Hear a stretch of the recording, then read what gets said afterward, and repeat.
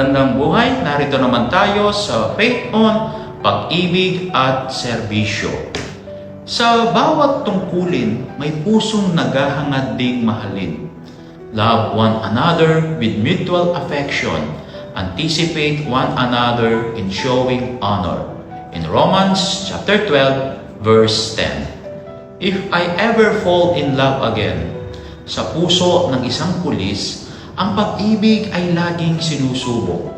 Ang oras ay hindi palaging sa iyo, dahil madalas ay inuuna ang tungkulin kaysa sa sarili o ang pamilya. Ang bawat misyon ay may kasamang panganib, at ang bawat pamamaalam ay walang kasiguraduhan na muling pagbabalik.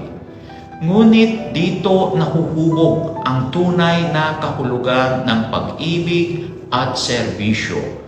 Ang isang pusong nagmamahal ay natututo rin magsakripisyo para sa bayan at para rin sa minamahal. Kung sakaling muling dumating ang pagkakataon, hiling ko na makita ang pag-ibig na marunong umunawa, kayang sumabay sa hirap at bigat ng tungkulin, at patuloy na pipiliin ang tao sa likod ng uniforme. If I ever fall in love again, may it be with someone who sees the uniform, yet still chooses the human within. At sa panghuli, samahan ninyo po ako sa isang panalangin. Sa ngalan ng Ama at ng Anak at ng Espiritu Santo. Amen.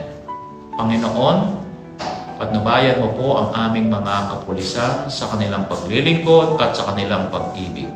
Bigyan mo sila ng lakas sa laban, kapanghinaan sa puso at mga taong marunong magmahal ng totoo.